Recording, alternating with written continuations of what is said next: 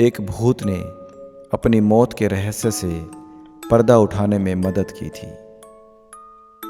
मृतक महिला को उसके ही पति ने बेहद शातिर तरीके से मार डाला था। कहानी है अमेरिका के वॉशिंगटन की। अमेरिका में एक भूत ने अपनी मर्डर मिस्ट्री सुलझाने में पुलिस की मदद की। यह घटना अमेरिका के वेस्ट वर्जीनिया राज्य में ग्रामीण क्षेत्र ग्रीन बियर काउंटी में आज से करीब 124 साल पहले घटी थी। इस काउंटी में इरास्मस एडवर्ड शू नाम का एक लोहार रहता था। उसकी 3 महीने पहले ही एक एल्वा नाम की एक महिला के साथ शादी हुई थी।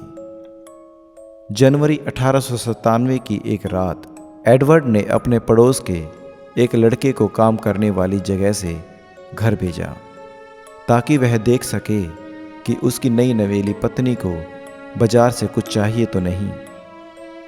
जब वह लड़का ग्रीन बियर काउंटी में उसके घर के दरवाजे पर पहुंचा तो उसने एल्वा को सीढ़ियों के नीचे पड़ा पाया। एक पल के लिए वह लड़का ठिठक गया। उसे समझ नहीं आ रहा था कि वह क्या करे। उसने एल्वा को सीधा किया और चेक करने की कोशिश की कि आखिर हुआ क्या है। एल्वा का सिर एक तरफ झुका हुआ था। पहले तो उसे लगा कि एल्वा शायद सो रही है। वह चुपचाप उनकी ओर बढ़ा और उसे जगाने की कोशिश की। कोई जवाब न मिलने पर वह घबराकर वहां से दूर चला गया और अपनी मां को इस बारे में बताया। पड़ोस में ही रहने वाली उस लड़की की मां ने एल्वा को बेसुध पड़ा देखकर स्थानीय डॉक्टर और सरकारी अधिकारी जॉर्ज डब्ल्यू कन्नप को बुलाया। सूचना देने के लगभग 1 घंटे तक कन्नप घटनास्थल पर नहीं पहुंचे, लेकिन तब तक एडवर्ड शू वहां पहुंच चुका था। वह अपनी पत्नी के शव को वहां से उठाकर बेडरूम में ले गया। उसे नहलाया, कपड़े पहनाए और बिस्तर पर लेटा दिया। उसने अपनी पत्नी के मृत शरीर को एक ऊंचे कॉलर वाले कपड़े पहनाकर दफनाने के लिए तैयार किया और उसके चेहरे पर पर्दा डाल दिया। इस दौरान सरकारी अधिकारी और मौत के मामले को देखने वाले स्थानीय डॉक्टर जॉर्ज डब्ल्यू कन्नप भी वहां पहुंच गए। उन्होंने मृतक महिला के शरीर की जांच शुरू कर दी। उस दौरान पति एडवर्ड अपनी पत्नी के सिर को गोद में रखकर रोता रहा। जब कन्नप ने एल्वा के सिर और गर्दन की जांच करने का प्रयास किया तो एडवर्ड नाराज हो गया और गुस्सा दिखाने लगा। कन्नप शू को नाराज नहीं करना चाहते थे, इसलिए वे चुपचाप वहां से चले गए। उन्होंने एल्वा के बाकी शरीर की जांच के दौरान कुछ भी गलत नहीं पाया था। कन्नप कुछ हफ्ते पहले से एल्वा का इलाज भी कर रहे थे, इसलिए उन्होंने मृत्यु के कारण को अचानक आई बेहोशी का करार दिया। उन्होंने बाद में इसे गर्भावस्था से जुड़ी परेशानियों से जोड़ दिया। एल्वा के शरीर को लिटिल सेवल माउंटेन के उसके बचपन के घर में ले जाया गया और वहीं पर उसको दफनाया गया।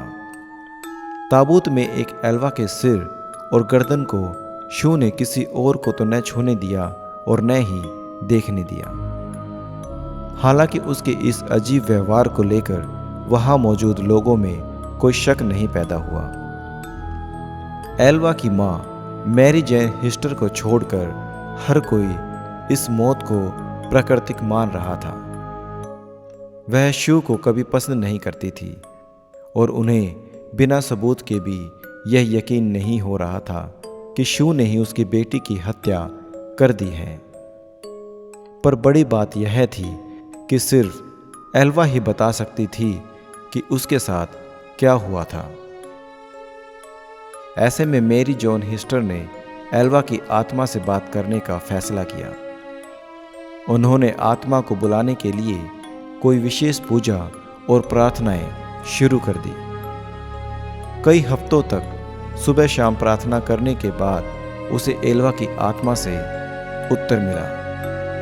हिस्टर ने दावा किया कि उसकी बेटी उसे अपनी कहानी बताने के लिए लगातार 4 रात सपने में दिखाई दी। उन्होंने कहा कि आत्मा पहले एक उज्जवल प्रकाश के रूप में प्रकट हुई, धीरे धीरे एक मानव रूप लेकर अपनी कहानी बताने लगी। इस दौरान पूरा कमरा ठंड से भर जाता है। लगातार 4 दिनों तक एल्वा की आत्मा ने अपनी मां को सपने में पूरी जानकारी बताई। एल्वा के भूत ने उसकी मां के सामने कबूल किया कि शू ने उसके साथ क्रूरता की और दुर्व्यवहार किया। एक रात जब एल्वा ने रात को खाने में मीट नहीं बनाया तो उसने एल्वा पर हमला कर दिया और मारपीट शुरू की। शू ने मारपीट के दौरान एल्वा की गर्दन तोड़ दी थी, जिसके बाद एल्वा के भूत ने अपना सिर पूरी तरह से पीछे घुमाया और वहां से चली गई। इस घटना के बाद एल्वा की मां पब्लिक प्रोसिक्यूटर जॉन प्रेस्टन के पास गई और मामले को फिर से खोलने की अपील की। प्रेस्टन ने भूत के बारे में उसकी कहानी पर विश्वास किया और आसपास के लोगों से पूछताछ करनी शुरू कर दी। शू के पड़ोसियों और दोस्तों ने एल्वा के अंतिम संस्कार के दौरान उसके अजीब व्यवहार के बारे में सरकारी अभियोजक प्रेस्टन को बताया। डॉक्टर कन्नप ने भी यह स्वीकार किया कि उन्होंने एल्वा के शव की पूरी तरह से जांच नहीं की थी। प्रेस्टन के लिए ये दोनों बयान शव के फिर से परीक्षण के आदेश को पाने के लिए पर्याप्त थे। उन्होंने कोर्ट के ऑर्डर से शू की आपत्तियों के बावजूद शव को कब्र से बाहर निकलवाया और जांच के लिए मोर्चरी लेकर गए।